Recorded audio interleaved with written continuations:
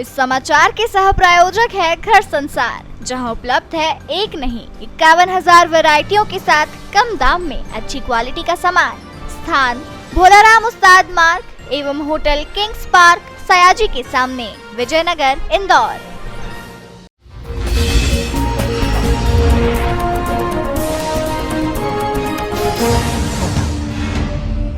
राजस्थान के जोधपुर जेल में बंद संत आसाराम बापू के स्वास्थ्य खराब होने के चलते उनके इच्छा अनुसार आयुर्वेदिक इलाज करने की मांग को लेकर गुरुवार को महिला उत्थान मंडल द्वारा कलेक्टर कार्यालय पर ज्ञापन सौंपा गया। वहीं मांग की गई कि गंभीर बीमारी से जूझ रहे संत आसाराम बापू को जमानत दी जाए।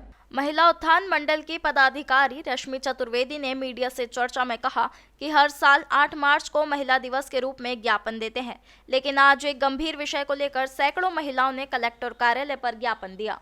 रश्मि का कहना है कि 86 वर्षीय संत आसाराम बापू, जिन्होंने भारत में हिंदुत्व की अलख जगाने का काम किया है, आज हम राममय भारत का सपना देख रहे हैं, वह आंखें आसाराम बापू ने दी है। उन्होंने कहा कि आज संत आसाराम बापू जेल में गंभीर हृदय रोग से ग्रसित हैं और उनके आंतों से लगातार रक्तस्राव हो रहा है। ऐसे में उन्हें ना बेल दी जा रही है और ना ही उन्हें पैरोल दी जा रही है।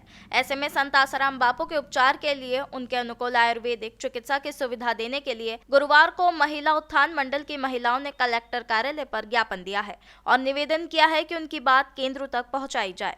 वहीं रश्मि चतुर्वेदी इस पूरे विषय पर मीडिया पर भी हमला बोलते हुए कहती हैं कि इस पूरे घटनाक्रम में मीडिया ट्रायल के कारण पूरा मामला बिगड़ा है। रश्मि चतुर्वेदी ने कहा कि संत आसाराम बापू का केस न्यायपालिका के इतिहास में काले अक्षरों से दर्ज होगा। उन्होंने कहा कि आज देश अमृत उत्सव मना रहा है और इस अमृत महोत्सव में संत आसाराम पर जो अत्याचार हो रहे हैं, यह विषतुल्य है। कुल मिलाकर संत आसाराम बापू को इलाज के लिए जमानत मिले, इसको लेकर महिला उत्थान मंडल द्वारा कलेक्टर कार्यालय पर ज्ञापन सौंपा गया। हम अपनी शंका आपके सामने नहीं बयान करेंगे और हमारे गुरुदेव ने जो हमको संस्कार दिए हैं कि न्याय पर भरोसा रखो, सरकार को सहयोग करो, यही करते हुए हम आ रहे हैं। ज्ञापन दिया, क्या मांग करी है? हमने ज्ञापन में ये मांग की है कि हमारे 86 वर्षीय जो संत हैं वो पीड़ित हैं बहुत गंभीर हृदय रोग से, उनकी आंतों से लगातार रक्तस्राव हो रहा है।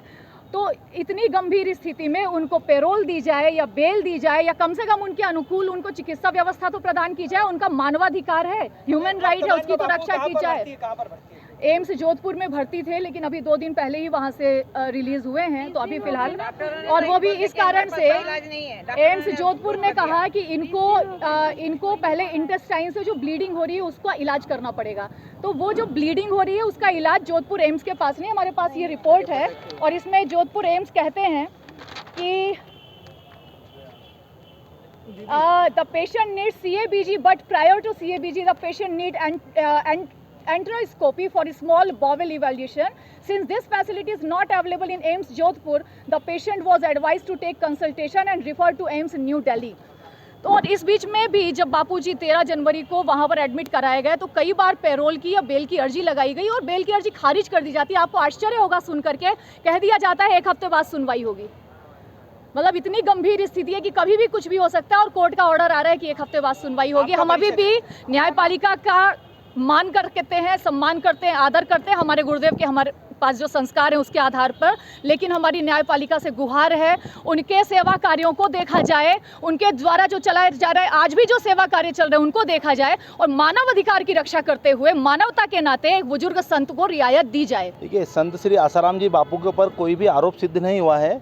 उन्हें शासन प्रशासन और बहुत से विदेशी षड्यंत्रों के तहत 2013 से जेल में रखा गया है। जब कोई उनके ऊपर आरोप सिद्ध नहीं हुआ तो उन्हें फिर क्यों जेल में रखा जा रहा है? दूसरी बात है, कोरोना के अंदर ये कहा गया था कि 65 वर्ष से ऊपर की उम्र के जो भी लोग हैं उन्हें जेल में नहीं रखा जाएगा, लेकिन आसाराम बापू जी को फिर भी इन्होंने जेल में रखा। तो ये षड्यंत्र साफ उनके साथ दिखाई दे रहा है और उनका लगातार स्वास्थ्य गिरता जा रहा है। जब राम रहीम जैसे व्यक्ति जिसके जिस दिन फैसला आया और उस दिन 35 लोग मरे, ऐसे व्यक्ति को बार बार पैरोल मिल रहा है, तो आसाराम बापू जी ने तो हज़ारों सेवा प्रकल्प चलाए हैं। उन्होंने लोगों की घर वापसी कराई, क्रिश्चियन मिशनरीज से लड़े वो, उसके कारण उनको 2013 में जब उस वक्त की केंद्र सरकार को लग रहा था कि आसाराम बापू के रहते उनको नुकसान हो सकता है उनकी सरकार को, तो उन्होंने जबरन षड्यंत्र करके आसाराम बापू को जेल में डाला। और अब पूरे देश के हिंदू संगठन, हमारे अखिल भारत हिंदू महासभा के राष्ट्रीय अध्यक्ष मुन्ना कुमार शर्मा जी ने भी कहा है कि आसाराम बापू जी की रही होना चाहिए, उन्हें षड्यंत्र पूर्वक रखा गया है। सनातन संस्था और राम मंदिर का जो केस लड़ा है, सुप्रीम कोर्ट के जो एडवोकेट हैं हरिशंकर जैन जी, वो भी बापू जी की रिहाई में अपना मांग उठा रहे हैं। तो पूरे देश के हिंदू संगठनों की मांग है कि आसाराम बापू जी की अब रिहाई होना चाहिए। ये केंद्र सरकार को हिंदू समाज की भावनाओं को समझना होगा। केंद्र में जो नरेंद्र मोदी जी की सरकार है, कहीं ना कहीं हिंदूवादी सरकार मानी जाती है, क्या लगता है कि क्यों रिहाई नहीं हो रही है उनकी? देखिए, केंद्र सरकार से हम सभी इसीलिए मांग कर रहे हैं कि क्यों रिहाई नहीं की जा रही। केंद्र सरकार जब हिंदू भावनाओं को समझती है तो आसाराम बापू जी को भी छोड़ना चाहिए उन्हें, और नहीं समझेंगे तो हिंदू समाज सड़कों पर आकर आंदोलन करेगा। अब केंद्र सरकार को हिंदू समाज की भावनाओं को समझना होगा। और 88 वर्ष जो संत हैं, अब उनका जीवन कितना बचा है, उनके साथ अब क्यों षड्यंत्र किया जा रहा है। ये हमारे हिंदू समाज की मांग है कि उन्हें शांतिपूर्वक जीवन देने के लिए उन्हें कम से कम एक रिहाई मिलना चाहिए उन्हें। देखिए, ये तो न्यायालयीन प्रक्रिया का एक पार्ट है, क्योंकि सारे निर्णय न्यायालय को लेने हैं। उन्होंने ज्ञापन दिया है, इनकी बात हम ऊपर तक पहुंचाएंगे। प्रशासन बड़ा रोष देखा जा रहा है इन लोगों में। अब देखिए, ज्ञापन दिया है, उसका हम जो भी विधिवत निराकरण है वो हम करेंगे।